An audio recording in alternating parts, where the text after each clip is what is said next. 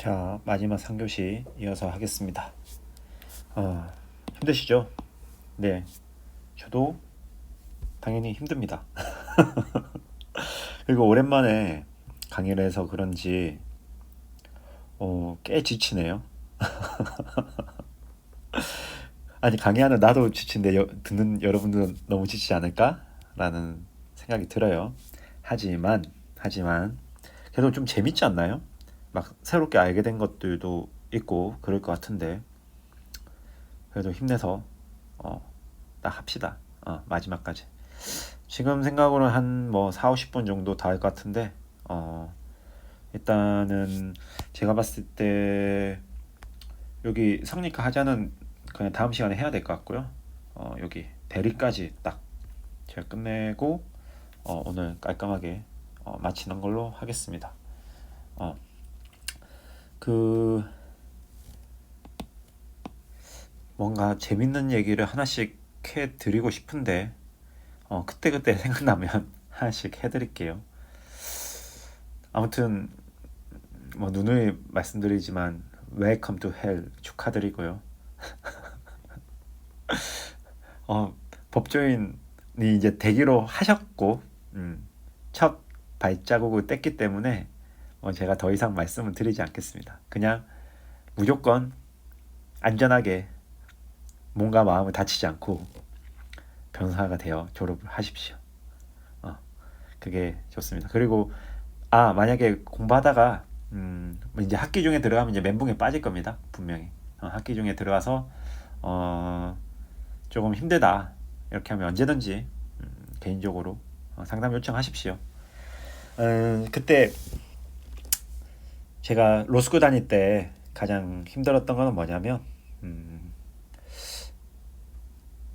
얘기를 나눌 사람이 없었다는 거예요.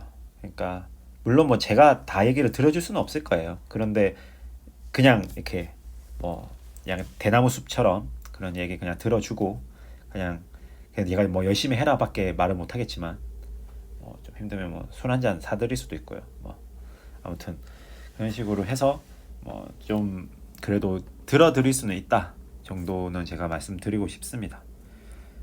그렇게 또 쏟아내고 나면 또 다시 심기일전해서 또 공부를 하더라고요. 뭐 저도 그랬고 저도 뭐 몇 안 되는 그 아주 소수의 분들이 그래도 좀 잘 챙겨 주셔가지고 무사히 힘들었지만 졸업을 할 수 있었어요. 그러니까 사실 해준 사람 입장에서는 별거 아니거든요. 근데 받은 사람 입장에서는 아주 큽니다. 그게 그렇다는 거 알기 때문에 저도 그 은혜를 입었던 그런 로스쿨 생활을 또 모르는 다른 사람들한테 대갚고자 하는 그런 생각도 있어서 언제든지 그러니까 이 강의를 뭐 들으신 분은 당연하고요. 혹시 뭐 이 세 번째 강의까지는 그러니까 이 1-3까지는 제가 뭐 공개로 해놓을 건데 혹시나 이 강의 듣게 되더라도 뭐 유료 강의 신청 뭐 안 하시더라도 정말 힘들어 죽겠다 말할 사람이 없다 로스쿨 들어왔는데 그러면 뭐 이메일로라도 저한테 요청하시면 제가 하면서 제가 최대한 드릴 수 있는 조언을 해드리겠습니다.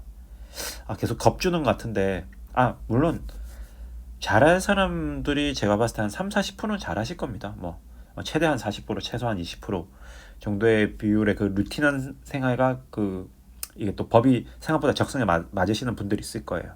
잘 될 건데 근데 저는 법이 적성에 맞으면 변태라고 생각하거든요, 개인적으로. 이 법을 가르치는 이 변태적인 지금 그런 행위를 지금 하고 있는데 아무튼 법을 좋아하면 저는 변태라고 개인적으로 생각합니다. 되게 이상한 사람이다. 하지만 법을 좋지는 않아도 법의 필요성은 있죠. 우리가 생활을 하면서 필요하고 그리고 뭐 사회가 돌아가는데 필요하고 우리가 이렇게 하기로 한 약속이기 때문에 법을 아는 것은 정말 중요하고 필요합니다. 저도 법을 알므로써 지금 충분히 도움을 받고 사회적으로 인정을 받는 부분도 있다고 생각하기 때문에 여러분들이 법을 알고 갈 필요성이 있으니까 묵묵히 적성에 안 맞으신 그 한 60% 70% 정도 되시는 분들은 묵묵히 이겨내고 우리 잘 해나가기 바라겠습니다. 물론 누누이 말하지만 잘 할 수 있어요. 잘 할 수 있고, 하지만 중간에 힘들면 좀 쉬었다가 이렇게 또 가면 된다. 너무 좌절하지 말자. 겁주는 거 아닙니다. 그냥 좌절하지 말고 열심히 하자라는 겁니다.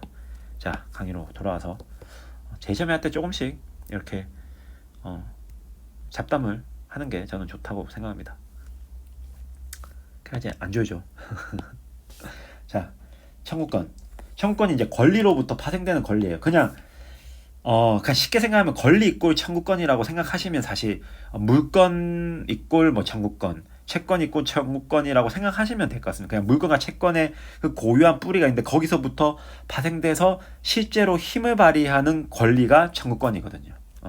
그래서 물권, 채권의 내용을 실제로 달성하는 수단적인 권리. 실제로 이 청구권을 써가지고 소송에서 이기는 거예요. 이 청구권을 관철해달라 해서 이기는 겁니다. 그래서 이 청구권이 크게 물권적 청구권, 채권적 청구권이 당연히 있을 수밖에 없겠죠. 물권으로부터 파생되는 권리는 물권적 청구권일 것이고, 채권으로부터 파생되는 권리는 채권적 청구권일 것입니다. 그래서 물권에서 파생되는 권리가 이렇게 크게 하나, 둘, 셋, 넷 이렇게 있어요. 이게 방해배제 청구권이 214조인데요. 이 214조의 변형된 권리로서 판례가 인정하는 권리가 소유권 이전 등기 말소 청구권, 퇴거 청구권이고, 건물 철거하고 인도 청구해라는 토지 소유권자가 건물 소유권자한테 하는 게 건물을 철거하고 너 토지 나한테 내놔 하는 게 213조와 214조의 결합으로서 이 청구권이 있습니다. 아무튼 이건 뒤에 가서 다 배우게 될 거예요. 그리고 이제 만약에 혹시나 소유권자가 아닌 사람이 소유권 이전을 등기를 가져왔어요. 그러면 소유권자가 소유권 이전 등기를 나한테 달라. 진정 명의 회복을 위한 등기를 달라. 이런 식으로 할 수가 있어요. 근데 채권적 청구, 우리 매매 계약했잖아요. 부동산 매매 계약을 했는데 매수인이 매도인한테 소유권 이전 등기 청구를 달라라고 할 수 있습니다. 겉보기에는 겉으로 형식적으로 둘이 똑같은데 그 뿌리가 되는 그 법조문의 근거가 달라요. 이건 매매 계약에 의한 거고요. 568조 매매계약 효력이거든요. 214조는 소유권자가 그 소유권의 사용 수익 권능을 처분 권능을 방해하고 있었을 때 그 방해를 배제하는 청구권이거든요. 이 214조가 나중에 뒤에 가서 다 볼 거예요. 이불 법조문 갔다 오면 너무 늦어지니까 지금 그냥 제가 설명하는 거예요. 그래서 대금 지급 청구권이라든지 이거는 매매계약에 의해서 내가 이제 매도인인데 매수인에게 청구하는 것. 아니면 돈 빌려줬는데 다시, 그러니까 우리가 금전 소비대차 계약이라고, 대여계약의 아주 법적으로 세련된 말이 금전 소비대차 계약이거든요. 그 금전 소비대차 계약을 체결했었을 때 이행기가 도래하면 이제 돈을 줬고 이행기가 도래하면 이제 돌려받을 수 있는 청구권이 대여금 반환 청구권, 구상권, 목조물 반환 등. 임대차 계약 종료하면 목조물 반환 청구할 수 있는 권리. 원상회복 청구, 계약이 해제되었을 때 원상으로 돌리는, 그러니까 다 계약에서 발생되는 권리들, 그러니까 채권적 청구권이. 아니면 아까 부당이득 반환 청구권, 불법에 대한 손해배상 청구, 이런 것들은 그 법정 채권, 그러니까 어떤 이벤트가 일어나면 요건이 충족됐었을 때 우리가 채권적 권리가 생겼는데 채권을 청구하는 실제로 수단적인 권리가 나오는 거예요. 그래서 우리는 당연히 이거는 계약의 변형 청구권이라고 할 거예요. 실제로는 요거를 가지고 싸울 겁니다. 싸움의 무기. 그래서 이거 가지고 우리가 여기서 요건 사실론 있잖아요. 이 청구권들의 권리 근거 규정들을 배울 거예요. 요건 사실론 개괄해서 배우고, 이 청구권들 가지고 보면 청구, 또 청구, 이러고 있잖아요. 다 청구권으로 우리가 권리를 실현시키는 거예요. 그렇게 아시면 될 것 같습니다. 항변권은 우리가 이제 청구권을 딱 썼어요. 근데 이 청구권을 저지할 수 있는 권리예요. 동시에 항변권. 아까 매매 계약에서 쌍방의 권리가 동시에 이루어져야 된다고 했죠. 그냥 한쪽이 자기 거는 안 하면서 자기 것만 관철하려 했을 때 야, 너 동시에 해야 되잖아 하고 항변하는 거. 최후 검색 항변권은 뭐냐면 보증 채무자가 있는데 보증을 썼어요. 근데 그 보증을 선 사람한테 야, 네 보증 썼으니까 이거 해달라니까 야, 주 채무자한테 가서 일단은 최고하고 검색해봐, 그 사람이 할 수 있는지. 그 항변권을 말하는 거예요. 그냥 뒤에 가서 또 볼 겁니다. 형성권은 뭐냐면 아까 제가 형성권 이런 말 썼는데 아까 취소라는 말을 썼고 해제권이라는 말을 썼고 추인권은 지금 처음 나오는데 우리가 일방적인 의사 이게 단독행위거든요. 그러니까 법률행위 중에 단독행위가 있어요. 법률행위 중에 여기 뒤에 가서 배울 거예요. 계약이 있고 단독행위인데 이 형성권이 단독행위 같은 거예요.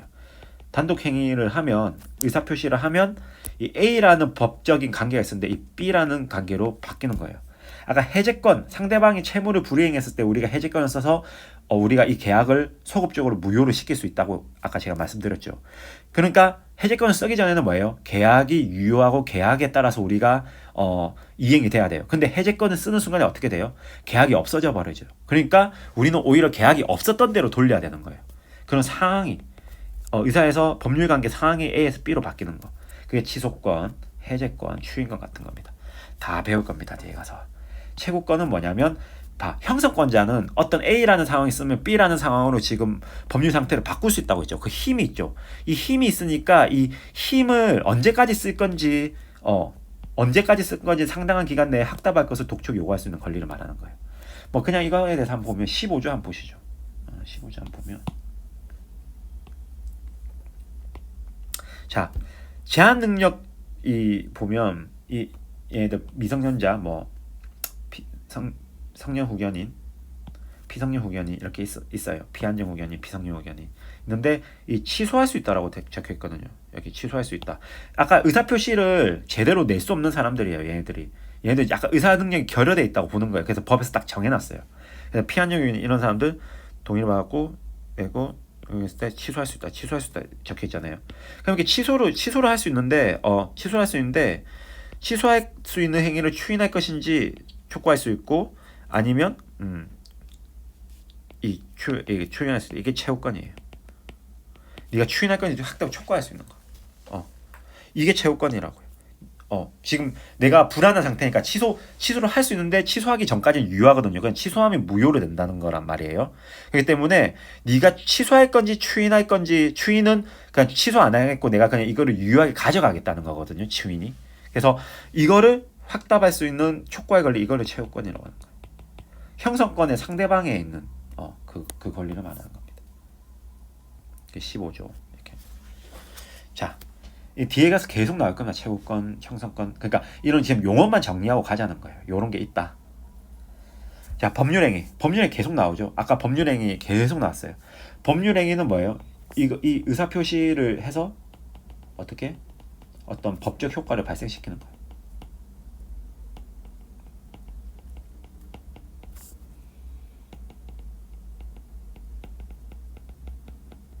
이걸 법률행위라고요. 그래서 이 법률행위를 하려고 한다면 이 사람은 이 의사표시를 잘 했어야 돼요. 내심의 효과를 잘 표현해서 의사표시로 갔었어야 된다고. 그런 사람한테만 그 효과를 기속시키겠다. 이 법적 효과를 기속시키겠다는 겁니다. 그래서 이 법률행위의 종류에는 계약, 아까 양쪽이 A랑 B라는 사람인데 양쪽이 의사표시를 청약을 하고 승낙을 해서 계약의 효력을 발생시키는 유효하게 성립하면 제가 효력이 발생된다고 했죠. 서로 구속력 있게 딱 락인된다고 했잖아요. 그 효력을 발생시키는 이게 계약의 법률행위이자 법률 효과를 발생시키는 거고 아까 단독행위 아까 해제권 같은 것들이 해제권을 행사하는 게 단독행위라고 했잖아요. 그러니까 상대방이 있는데 혼자의 의사표시 이건 서로 쌍방의 의사표시잖아요. 해제권은 A가 있는데 B한테 야 나 해제할래. 해제권 행사하는 거예요. 이런 것들 단독행위인데 이러면 어떻게 돼요? 아까 계약이 유효였다가 해제권이 하면 무효로 바뀐다고 했죠. 이런 식으로 법적 효과가 바뀌잖아요. 그러니까 법적 효과가 발생되는 거잖아요. 그래서 법적 효과 어떤 의사에 표시된 내용대로 권리의 의무나 발생했고 이전하고 소멸한다. 아까 계약에 의해서 발생했죠. 근데 아까 해제권이 일어나면 단독행위하면 어떻게 돼요? 소멸되죠. 유효했는데 무효로 갔으니까 이제 구속력이 없어지는 거잖아요. 이전하는 거 만약에 채권 양도 같은 의사표시를 하면 어떻게 돼요? 이전하는 거죠. 그래서 내가 의사표시 한 대로 내용대로 내가 의사표시한 우리 근대민법은 내가 한 대로 내가 자유의지대로 기속돼야 된다고 말씀드렸을 대로 권리 의무나 발생 이전 소멸이 되는 거 그게 법률행위예요. 그래서 법률행위는 의사표시 플러스 알파 의사표시를 기본 요소로 가지고 있고 그 의사표시대로 법적 효과를 발생시킨다. 그럼 이 효력이 언제 발생한다? 도달주의.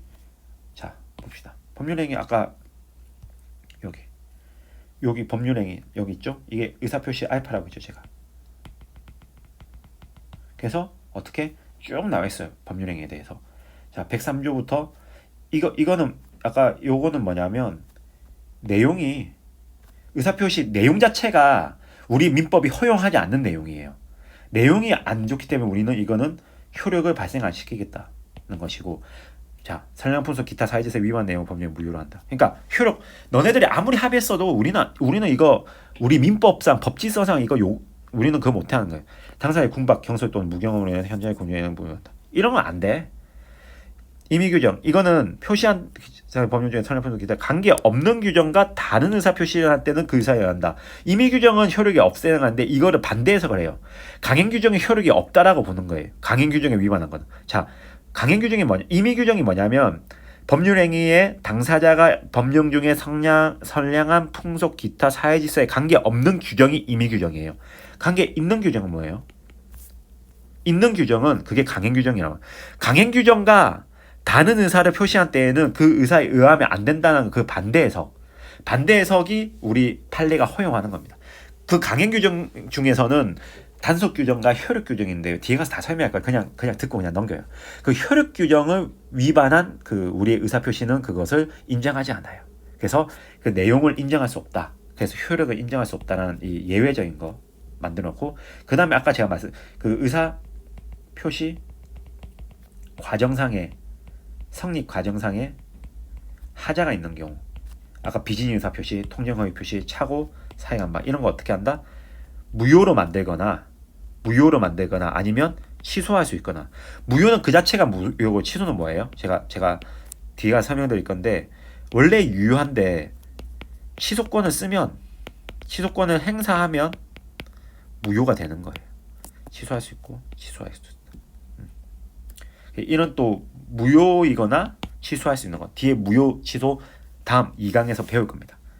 의사표시나 발생이 언제 한다? 상대방이 있는 의사표시는 도달한 때. 이거는 지금은 다 우리 문자보다 바로 도달하죠. 옛날에 우편 있을 때 우편 발송했었을 때 그게 의사표시가 효력이 발생했다고 할 것이냐, 아니면 그 상대방이 그거를 수령했을 때 했을 것이냐. 옛날에 우편일 때는 이게 문제가 됐을 것 같죠.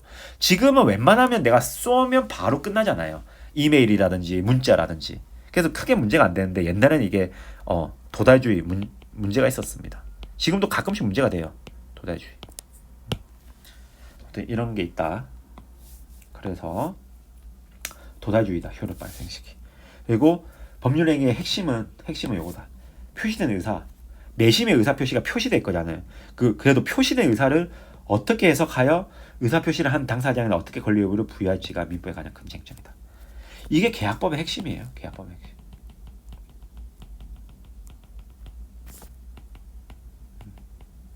그래서 이 법률 행위에 관한 의사 표시에 관한 능력이 의사 능력이고, 아까 의사 능력은 일률적으로 다 우리가 부여할 그때마다 판례가 판단하기 때문에 이 일정 부분에는 그 법률 행위 능력이 없다, 행위 무능력이다 해서 제한 행위 되도록 두었다라고 제가 설명했잖아요. 그리고 하면 결국 귀속이 돼야 되는데 귀속이 되는 그릇에 대한 게 권리 능력에 대한 거 아까 설명드렸죠. 그리고 아까 대리는 뭐예요?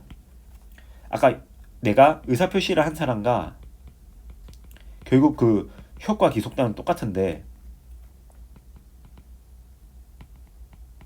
똑같아야 돼요. 근데 그 예외, 다른 예외를 말하는 거예요. 그래서 이거까지 살펴보고 상담 끝내도록 하겠습니다. 자, 권리 능력, 그 권리 의무의 주체가 될 수 있는 자격 내지 능력. 아까 사람, 법인, 아까 우리 법조 보면서 아까 살펴봤었죠, 우리. 생겼다 권리 의무의 주체가 된다. 권리 사람. 그 다음에 법인은 법률의 균형에 따라 목적에서 권리 의무의 주체 받죠. 그래서 사람은 3조부터 17조까지 사람에 대해서 썼어요. 총칙에서. 생존 동안 권리 의무의 주체가 됩니다. 태아는 태어난 것으로 본다라는 이제 그런 조문이 있어요. 760.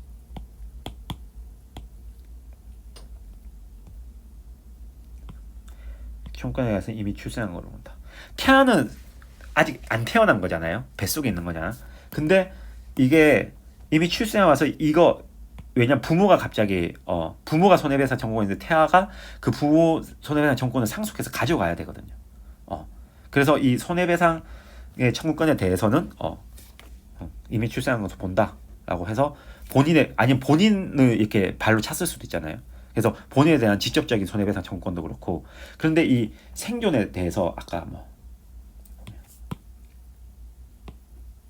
도대체 이 생존은 언제부터 보면요 뱃속에 뭐 나올 때 아니면 다 나오고 나서 아니면 나오기 직전 뭐 이런 여러 가지 뭐 있었어요. 뭐 해제서 기억도 안 난다. 그거 필요 없어요. 필요 없다. 그냥 학기 들어가서 혹시나 교수님께서 이 태아 언제 사람이 생존이 시작되는지 권리 능력이 언제 갔는지에 대해서 엄청 좋아하는 교수님 있으시면 그때 그냥 중간기말만 그냥 보세요. 사실 이거 더 필요한 건 형법 쪽이에요. 형법 쪽이 더 필요해요. 민법엔 진짜 필요 없어요. 선행 공부할 때 이런 거 절대 공부하면 안 된다는 거예요. 예비순환에서 이런 거 다루는 만약에 강사님 있으시면 그냥 조금 강약의 조절을 못 하신다. 훌륭하시지만 못 하신다라고 저는 생각합니다. 필요 없어요. 막 제가 설명 안 하고 넘어가는 것들이 있어 그냥 그 문제 거의 안 나온다는 거예요. 그냥 필요 없어요.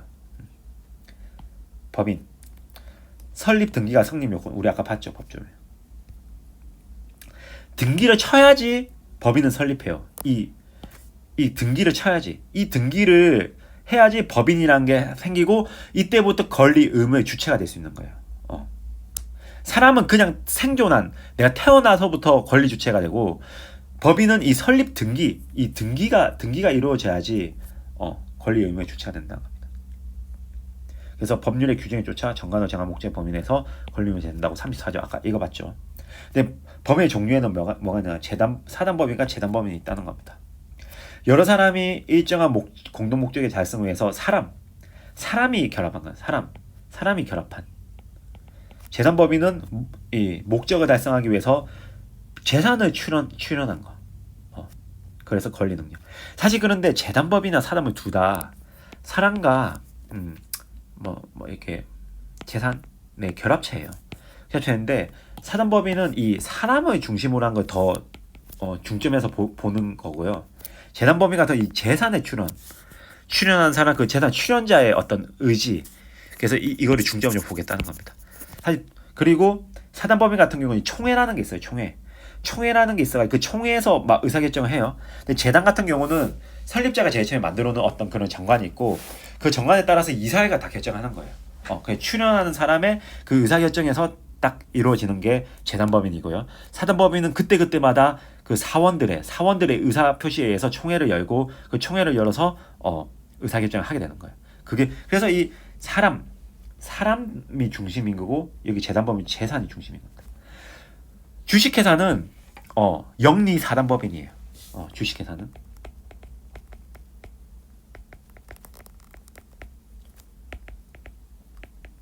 재단법인은 뭐 의료법인 이런 것들 있잖아요. 뭐 공익법인, 뭐 복지법인 이런 재단법인 많고요. 사단법인은 또 비법인 사단, 그 비법인 사단 말고 그냥 비영리 사단 이런 것들이 있거든요. 아무튼 사회적 협동조합 이런 것들이 비영리 사단인 거예요. 근데 이 법인들은 대표기관이 무조건 필요합니다. 사람은 자기가 입 밖으로 의사표시를 할 수 있잖아요. 법인은 이 등기 쪼가리에만 있어가지고 누가 의사표시를 하겠어요. 사람이 결국 대신해서 의사표시를 해야 되잖아요. 이 의사표시를 하는 기관이 있는 거예요. 이게 이사라는 거예요. 이 이사. 법인은 이사를 둬야 되는데 이 대표권. 이사는 법인 사무에서 각자 법인 대표한다. 이런 식으로. 이해가시죠? 대표가 뭐 제한한다, 제한에 대한 등기하지 않은 재산에 대한 이런 건 총회는 사단법인만 할 수 있어요. 사원 자체가 사단법인만 있는 거거든요. 사원이라는 의미 자체가. 그래서 대표기관 결국 법인은 법인의 권리 의무를 기속하는 그 말을 하는 데가 대표기관인데 그 대표기관이 이사다. 근데 이제 여기서 이제 중요한 개념이 하나 나와요. 비법인 사단이랑. 비법인 사단이라는 중요한 개념이 하나 나오는데 어떤 개념사에는 권리 능력이 없는 사단이라고 말을 해요. 근데 이 말은 엄연히 말하면 좀 헷갈리는 말이에요. 그래서 저는 앞으로 비법인 사단이라고만 말했으면 좋겠어요. 권리 능력이 없는 사단이라고 말하면 아 비법인 사단을 말하는구나 하고 치고 넘어가고 앞으로는 무조건 비법인 사단이라고 해요. 법인 등기를 하지 않았을 뿐 등기가 없어요. 등기 없으면 어떻게 해요? 설립이 안 돼요. 설립 안 돼요. 어떻게 해요? 권리 능력이 없는 거죠. 하지만 법인의 실질을 갖기 때문에 실질을 갖기 때문에 권리 능력이 없는 것이 원칙이지만 법인의 권리 능력, 불법 행위 능력, 뭐 당사자 능력 이런 등기 이름을 가질 수 있는 이런 능력, 인격권 같은 것들을 유추 적용한다. 다 있다라고 본다. 권리 능력, 불법 행위 능력, 법인에 거의 준한다라고 보시면 됩니다. 근데 등기가 안 되면 제가 법인이 아닌 거라고 했죠. 법인의 설립 요건이 뭐라고 했어요? 성립 요건이. 등기가 있어야 되는. 그 비법인 사단은 등기가 없는 거예요. 하지만 법인의 실질을 가지고 있기 때문에 법인처럼 보겠다는 거고요. 근데 이 실질을 판단하는 거를 어떻게 판단할 것이냐? 판례는 어떻게 판단할 것이냐? 이 판례. 제가 이게 판례를 칠 때 요렇게 표시할 겁니다. 앞으로. 이 판례. 판례를 요렇게 표시할 거예요. 아시겠죠? 그래서 판례가 이 법의 실질을 보는 요건을 이거 외워야 돼요. 이거 이거를 답안지에 나오면 만약에 얘가 비법인 사단이 뭐 거래를 했어요. 근데 일단 권리 능력이 없으면 기속이 안 되잖아요. 근데 권리 능력이 있어야 되잖아요. 근데 법조문 봤을 때 등기가 안 되는데 권리 능력이 있다고 볼 수 있어요? 이 권리 의무가 주체 안 되잖아요. 근데 이거를 유추 적용한다고 말해야 되면 이 비법인 사단이란 애가 여기 말한 법인은 아니지만 비법인 사단으로서 이 권리 능력 유추한다고 이 판례가 적용한다고요. 판례는 그럼 어떻게 보냐 했을 때 판례는 이런 거.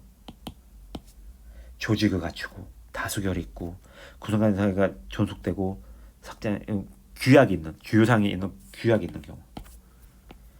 이런 경우를 비법인 사단에 보고 이게 법인 실질을 가지고 있다 보면 이거를 발라줘야 돼요. 이런 용어 개념을 답안지에 발라야 돼요. 답안지에 발라야 한다. 뒤에 우리가 사례하면서 풀 거예요. 근데 이 비법인 사단이란 거 우리가 선생님 사람하고 법인만 권리 능력 있다고 하지 않았어요? 근데 이제 예외가 딱 있는 거야. 비법인 사단도 권리 능력이 있는 것으로 우리가 본다. 왜냐하면 판례가 이 조항을 유추해서 적용한다. 유추하는 조항은 유사하기 때문에 똑같지는 않지만 유사하기 때문에 적용한다는 겁니다. 그 유추 적용이 똑같지는 않는데 법인 등기를 안 했기 때문에 똑같지는 않아요. 근데 법인의 실질을 가지고 있고 법인의 실질은 판례가 조직을 갖추고 다수결에 따라서 구성원의 가입 탈퇴 등에 관계없이 단체가 존속되고 규율 같은 게 있어서 주요사항이 확정되어 있는 거. 이런 것들을 보면 얘네들이 이런 게 있기 때문에 얘는 34조를 유추 적용해서 권리 능력이 있는 것으로 본다는 겁니다. 그런 대표적인 예가 뭐냐면 종중, 교회, 동 같은 거, 무슨 동 이런 거 있잖아요. 입주자 대표회. 입주자 대표회의가 그래서 막 우리한테 관리비 달라 그러고 막 하는 거예요. 입주자 대표회의가 막 싸우기도 하거든요. 다 이 권리 능력이 있고 소송 당사자 능력도 있는 이유가 법인격은 없지만 비법인 사단이라서 그 법인격을 유추적에서 부여하는 정도가 된다라는 겁니다. 이해 안 가면 그냥 쭉 넘어가고 나중에 들어보면 지금 변호사님이 이런 말을 한 게 이해가 간다 하고 넘어갈 겁니다. 자, 의사능력, 본인의 의사표시대로 자신에게 권리 의무를 기속시키는 능력. 이거 계속 설명했어요. 자신의 행위가 가진 사회적 의미를 판별할 수 있는 정신적인 능력을 말하는 거예요. 내가 의사능력이 있는 사람이 의사표시를 하고 그 내가 법적 효과를 이렇게 기속되게 하는 거죠. 그래서 의사능력이 있는 사람 대부분 의사능력이 있어요. 근데 의사 무능력자가 한 법률행위는 당연 무효라고 봅니다. 당연하게 무효, 절대적 무효로 봐요. 그래서 판례는 누구를 보냐면 고도의 정신병자, 마약의 혈변 상태의 중증자, 완전히 술에 취한 사람, 유치해 다니는 정도. 유치원에 다니는 애가 야 이거 내 샀어, 100만 원 샀어 이러는데 이거 지켜줘야 돼요. 이거 그냥 무효라는 거예요. 유치원 애들끼리 서로 둘이서 야 나 너랑 결혼할래. 당연히 결혼도 안 되겠지만 자기 가진 책가방을 가지고 10만 원 주고 사기로 했어요. 서로 계약했어요. 유치원 5살짜리 둘이서. 그러니까 안 된다는 거예요. 의사 무능자라는 겁니다. 이 정도면. 자신의 행위가 가진 사회적 의미를 모른다는 거예요. 근데 이거를 그때마다 판별해야 되잖아요. 그렇기 때문에 민법에서는 그때마다 판별하기 너무 비용이 든다. 너무 법적 안정성이 없다 해서 행위 무능력 제도, 제한 행위 제도를 만들었어요. 법률 행위가 무능력하다. 법률 행위 능력이 없다. 법률 행위 능력이 없다라는 것을 정해놨어요. 그게 뭐냐면 제한 능력자 제도입니다. 미성년자, 피성년 후견인, 피학년 후견인은 일단 제한 능력이 있어서 친권자, 성년 후견인, 한정 후견인의 보조를 받도록 하는 거예요. 이 객관적인 기준이 있는 거예요. 미성년 뭐예요? 19세에 이르지 않는 거. 피성년 후견인, 피학년이 어떻게? 법원의 심판을 통해서 네가 피성년 후견이라고 하고 피학년 후견 심판을 땅땅 내려요. 그런 기준이 생기면 그러면 어떻게? 보조를 받고 일정 부분에는 일단은 유효하지만 취소할 수 있는 법률 행위가 되는 거예요. 일단 유효해요. 일단 유효한데 이런 법정 대리인이 와가지고 취소를 시키는 거예요. 이거는 이 사람한테 기소시킨 게 안 맞는 것 같아. 그래서 취소를 시키는 겁니다. 자, 미성년자 피한정 후견인 법정 대리인의 동의받지 않고 법정 대리 취소할 수 함. 그리고 피성년 후견인의 경우 여부에 상관없이 이 사람은 너무 식견이 좀 없거든요. 동의받는 여부에 상관없이 피성년 후견인 모든 원천적으로 취소한다. 다 법조에서 5조 2항, 13조 4항, 10조 1항 다 있습니다. 한번 가서 볼까요? 5조 2항 능력. 동의를 얻어야 된다. 그런데 취소할 수 있다. 동의를 안 얻었으면 취소할 수 있다라고 하는 거예요. 일단은 제일 처음에는 유효한 거예요. 근데 동의를 안 얻은 거면 취소할 수 있다 딱 적혀 있잖아요. 아까 10조 1항. 그냥 동의 필요 그냥 취소하는 거예요. 피성년 후견인은 가장 여기서 좀 떨어지는 사람이거든요. 미성년자, 피성년 후견인 그리고 피한정 후견인 중에 가장 떨어지는 그냥 바로 취소. 피한정 후견인 같은 경우에는 동의를 받아야 되는데 그런데 동의 없이 하였을 때는 취소할 수 있다. 이런 식으로. 법정 대리인의 미성년자의 법정 대리인 친권자고요. 피성년 후견인의 대리인은 성년 후견인이고 피한정 후견인의 대리인은 한정 후견인입니다. 이거 어떻게 정하나 하면 여기 이게 한정 후견인의 정의거든요. 부족한 사람. 성년 후견인의 정의가 지속적으로 결여된 사람. 정신적 제약으로 사물을 처리하는 능력이 지속적으로 결여된 사람이 피성년 후견인의 정의예요. 피한정 후견인의 정의는 뭐냐면 정신적 제약으로 전에 부족한 사람. 지속적으로 결여된 게 훨씬 결여되어 있죠. 그렇기 때문에 바로 취소할 수 있는 거고 이거는 약간 부족하기 때문에 동의를 받아야 되는데 취소할 수 있다는 거예요. 이거에 대해서 이 심판을 했었을 때 이 사람을 보조하도록 부여하는 사람을 성년 후견인이라 그러고 피한정 후견인을 보조하도록 하는 사람은 한정 후견인이라고 합니다. 이 사람들이 법정 대리인이 되는 거예요. 그래서 이 사람들이 법정 대리인. 그래서 이 법정 대리인이 대신해서 의사표시를 할 수도 있고 이 대리인이 취소도 할 수 있는 겁니다. 그래서 미성년자 19세 미만인 사람. 근데 뭐 예외적으로 법정 대리인이 취소 불가능한 법령 행위 있어. 뭐 걸림할 거 의무하는 면한 행위, 법정한 보세 처분을 허락한 재산, 막 이런 걸로 막 1시간 하거든요. 막 뭐 예비 순환에서는. 근데 이런 거 그냥 안 해요. 잘 안 나와요. 그냥 나오더라도 그냥 이 의사 무능력 그리고 행위 무능력에서 그냥 미성년자는 이게 결여돼 있으니까 일단은 보조하도록 하는데 이런 또 행위에서는 취소 불가능하고 또 유효하고 예외잖아요. 이 테크트리만 알고 그냥 선행을 넘어가세요. 그리고 학기 중에 들어가서 이거에 대해서 자세히 보세요. 그리고 이거에 대해서 제가 저 뒤에 심화편에서 뭐 사례 문제로 살짝 넣을 거예요. 그냥 이런 게 있구나. 처분을 하라. 당연히 이런 거면 그냥 취소할 수 없고 왜냐 법정 대리인이 범위를 정하여 허용했거나 아니면 미성년자를 보호할 이유가 없는 거거든요. 생각해보세요. 미성년자가 권리만 없고 의무만 면하는데 이거 우리가 왜 해요? 권리만 없는데 후견적으로 갈 필요가 없다는 거예요. 처분하는 법정 대리인이 처분을 허락했잖아요. 그 당연한 거거든요. 이런 것들은 취소로 불가능하다. 미리 허락했거나 아니면 권리만을 얻었기 때문에. 피성년 후견이 피한정이 뭐냐? 피성년 후견이 좀 더 많이 결여된 거라고 봤죠. 지속적으로 결여된 사람하고 부족한 사람. 거의 이 정도 가려고 하면 거의 치매 온 사람 와요. 치매. 이 정도면 약간 그 20살 넘었는데 좀 지적 능력이 떨어져서 IQ가 뭐 한 70 이하로 되는 사람도 있잖아요. 20살인데 지속적으로 가면 한 침해 정도 갔어야 돼요. 제가 실무적으로 이거 다 심판 개시 청구해봤는데 이렇게 해서 심판 개시 청구해서 법원에 어떤 결정을 받아서 피성년 후견인이 선고되고 그리고 성년 후견인이 지정돼요. 보통 뭐 아들이나 뭐 친족 이렇게 지정됩니다. 아무튼 그렇습니다. 이렇게 제한 능력자. 이게 일률적인 기준에서 법률 행위에 이것을 내 의사표시를 그대로 귀속시키면 이 사람들이 좀 어려울 것 같으니까, 왜냐면 의사표시를 형성할 수 있는 그 내 사회적인 의미를 판별할 수 있는 것을 잘 모른다는 거예요. 그래서 의사능력이 아예 결연되는 것은 이때 그때 내가 판단해야 되지만, 아예 민법에서는 행위무능력제도, 제한행위능력제도를 만들어가지고 딱 이런 법정 대리인 보조를 받도록 하고, 민법에 보통 이제 능력이라고 하면 보통 행위능력을, 법률 행위능력을 말하는 겁니다. 이해가시죠? 자, 책임 능력. 그냥 불법 행위 저질렀을 때 책임이 성립하는 능력이라고 말하는데, 그냥 이게 권리 능력 있지만 내가 한 10살짜리가 누구 이렇게 뭐 잘못했어요. 그러면 불법 행위의 책임을 안 져도 된다라고 보는 거예요. 그리고 이제 대신에 그 사람을 내가 이렇게 교화하지 못하고 내가 보호하지 못한 그 법정 대리인이 책임질 수는 있어요. 법정 대리인의 책임 능력은 다른 책임이거든. 자기의 책임. 근데 그 사람 자체는 책임을 안 져도 된다는 거예요. 거의 한 10살짜리는. 그래서 법원 실무는 15세 정도의 정상적인 사람이라면 책임 능력이 있다고 한다.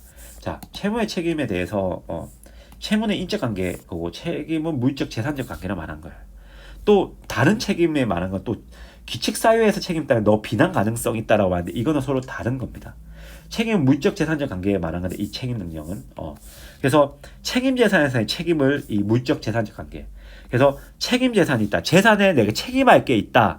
내가 재산이 A, B 뭐 부동산 있고, 부동산 3억짜리 있고, 그다음 B 주식 한 1억 있다. 근데 내가 빚을 한 5억 정도 지고 있다. 이러면 책임 재산이 없다라고 정도 말할 수 있어요.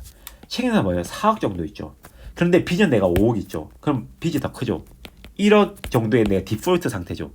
이 채권의 공치력에 복종하는 상태가 덜한 거예요. 그러니까 넘어가는 거예요. 그래서 4억까지 내가 공치력이 되는데 1억이 플러스 알파가 넘어가. 그래서 내가 책임 재산이 없고 무자력 상태다라고 말할 때는, 이 빚이 더 많을 때 이 사람 책임 재산이 없네.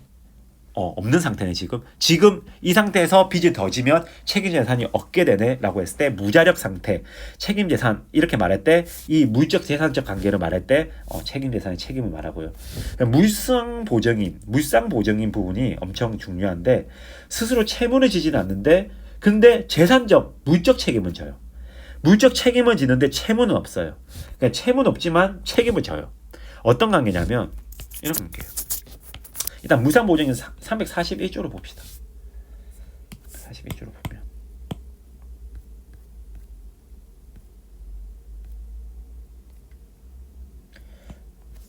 타인의 채무를 담보하기 위한 직권 설정자가 그 채무를 변제하거나, 타인의 채무를 담보하기 위한 직권 설정자, 내 채무가 아니라 타인의 채무, 이게 물상보증. 내 채무, 그냥 내 타인의 채무를 담보하기 위한 직권 설정자를 말하는 거예요. 자, 보면 이 사람이 10만 원을 청구할 수 있는 권리가, A가 B한테 권리가 있다고 쳐요. 10만 원을 청구할 수 있는 권리가 쳐요. 근데 이 사람이 채무자잖아요. 채무자고 이 사람이 채권자예요. 근데 이 권리, 이 청구권을 담보지기 위해서 A라는 부동산을 가진 뭐 갑이라는 사람이 있었다고 봅시다. A, B니까 C라는 부동산이라고 할게요. C라는 부동산을 가진 갑이라는 사람인데, 갑자기 여기에 근저당권을 설정해요. 근저당권. 그랬을 때 이 갑이 물상보증인 거예요. 물상보증. 이 갑이 물상보증인 겁니다. 이 사람은 A에 대해서 채무 있어요? 없어요. B가 채무를 지는 건데, B 채무를 대신, 다른 사람의 채무를 대신 내가 책임지는 게 물상보증인 거예요. 이거는 이 사람은 채무는 없는데 책임은 있는 겁니다. 여기서 말하는 책임이 이거예요. 알겠죠? 그래서 물상보증에 채무는 없지만 책임은 있다. 이거 뒤에 가서 계속 반복할 거예요. 계속 반복하는데 이 정도 머릿속에 발라두고 가는 거예요. 나중에 나왔을 때 낯설지 않게 지금 계속 이거 다 계속 계속 나와요. 계속 나올 거예요. 대리도 뒤에 또 나올 거예요. 나올 겁니다. 나올 건데 저 아까 계속 말했죠. 중요 개념만 반복 학습해서 저는 암기시켜서 외우게 하고 현실시키게 하고 선행해서 끝마치는 게 제 목표다. 지금 처음에 지지부진하지만 이렇게 하나씩 제가 설명드리는 겁니다. 대리는 뭐? 원칙은 뭐예요? 원칙은 의사표시자와 효과 기속자가 똑같은 거예요. 근데 예외는 뭐예요? 예외는 의사표시자와 효과 기속자가 다를 수 있다. 이게 얘가 뭐? 이게 대리행위다. 법률행위 중에서 이 예외가 일어날 수 있는 건 대리행위고 이 대리행위의 요건을 충족하면 요렇게 할 수 있다라는 겁니다. 이 대리행위. 대리행위도 법률행위의 예외인 거예요. 그래서 여기 쭉 여기까지 법률행위에서 규정해놨죠. 이러다가 갑자기 대리가 나와요. 법률행위 파트에서 지금 나온 거예요. 법률행위 파트에서. 이게 다 법률행위거든요. 이게 다 법률행위예요. 법률행위인 거예요. 근데 이 파트에서 대리가 있는 거예요. 대리 뭐? 본인을 위한 것임을 표시한 의사행위는 직접 본인에게. 그러니까 대리인이 의사표시자가 본인 효과 기속자에게 위한 것을 표시. 이게 현명이거든요. 현명. 이거 법률적 용어 현명. 권한내 이게 대리권이에요. 대리권 내에서 효과 기속자 본인을 위한 것임을 표시해야 돼요. 상대방한테 내 얘를 위해서 한다 했을 때 그 의사표시는 본인에게 대해서 효력이 생긴다. 이 예외를 규정한. 원칙은 요건데 이 예외를 규정한. 이게 대리라는 거다. 근데 사자는 뭐냐면 그냥 본인이 효과 의사를 정하고 내가 효과 의사를 그러니까 이거 표시만 해줘라고 하는 거야. 대리인은 이 내심의 효과 의사를 본인이 결정할 수 있는 사람이에요. 결정할 수 있는 사람. 그러니까 뭐냐면 이런 거예요. 내가 돈 100원을 딱 지어주면서 야, 뭐 사와 아무거나. 그러면 이 사람은 대리인이에요. 이 사람이 100원을 가지고 뭐 쭈쭈바를 사오든 뭐 삼각김밥을 사오든 이 사람이 다 결정할 거예요. 그냥 이 대리권 보면 내가 이 돈 범위 내에서 먹을 걸 사와라 해서 이 사람 효과 의사를 딱 한 건데, 근데 내가 어떤 사람한테 야 무조건 이거 사와야 되고 이거를 무조건 전달해. 이거를 줘. 효과 의사, 그러니까 내심의 효과 다 정했어요. 전달 기간에만 준하면 이 사자예요. 그래서 우리 뭐 약간 뭐 다른 얘긴데 맨날 이제 로스쿨 가면 야 너 사자로서 뭘 해, 대리인으로서 뭘 해, 막 이런 식으로 장난을 칩니다. 막 야 이거는 우리의 지금 말은 유동적 무효야, 뭐 무효야 취소야, 뭐 우리 매매 계약이 성립했으니 뭐 이런 말 계속 써요.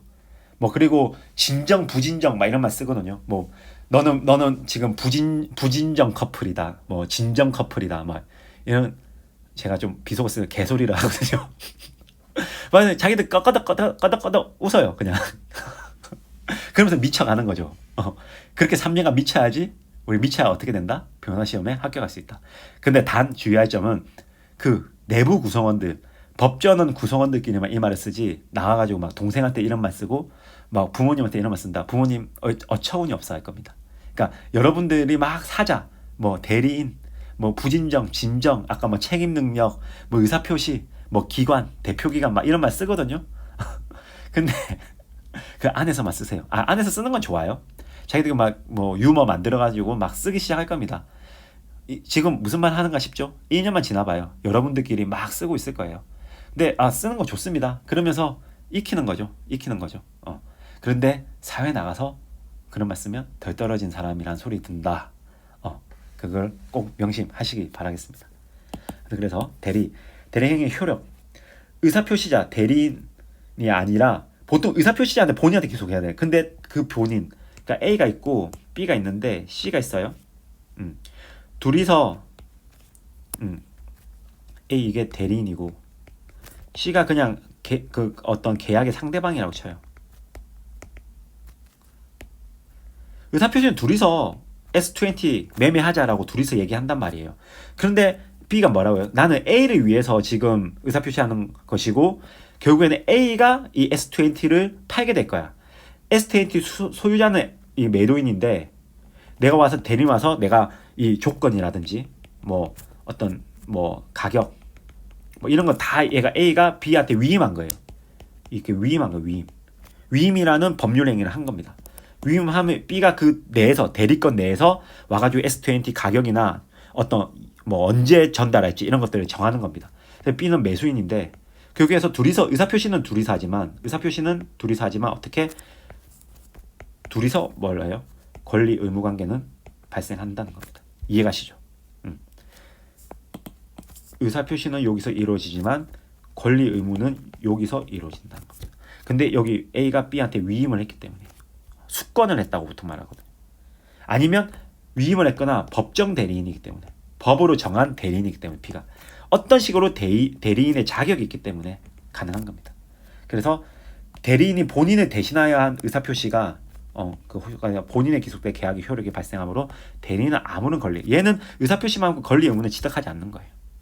근데 대리 행위의 성립 요건, 대리권의 존재, 아까 수권해야 된다 현명. 대리권의 존재 어떻게 하냐 두 개가 있냐. 임의 대리, 법정 대리. 아까 법정은 계속 법에서 정한 거라고요. 임의는 뭐 우리가 의사표시를 통해서 합의한 거예요. 당사자들의 법률 행위, 수권 행위에 의해서 대리권 발생 위임하면 그러니까 야 나 팔아줘. 근데 법정 대리 법률 요건에 해당하여 대리권 발생. 아까 친권자, 미성년자는 법에서 정해놨어요. 친권자가 법정 대리인이다. 원칙적으로 성년후 후견인 확률 정해놨어요. 피성년후 후견인 피한정 후견인들의 법정 대리인 누구? 성년후 후견인과 한정 후견인이다. 정해놨어요. 이런 사람들이 대리권을 가지고 어떻게 현명한다. 대리인이 본인을 위한 B가 여기서 C한테 말한 거예요. 야 A 소유권자인데 내가 A가 매도인이 될 것이고 나는 A인의 대리인으로서 와서 이거를 판매하는 의사표시를 하는 거야 라고 하는 거예요. 대리인이 본인을 위한 법률행위 표시하는 거예요. 하지만 뭐 이런 단서 현명하지 않더라도 이건 뒤에 대리 행위 우리가 또 배울 거예요. 이거 그냥 단서 또 대리 행위의 예외거든요. 지금 설명하면 머리 아파요. 그냥 안 할게요. 무권 대리. 근데 대리권이 없는 사람 혹은 대리권 아까 S20 자 20만 원 안쪽에서 내가 팔고 만약에 그거보다 그러니까 만약에 넘어가는 건 팔면 좋은데 만약에 그 안쪽으로 내려와가지고 10만 원에 파는 것은 내가 허용하지 않았다고 쳐요.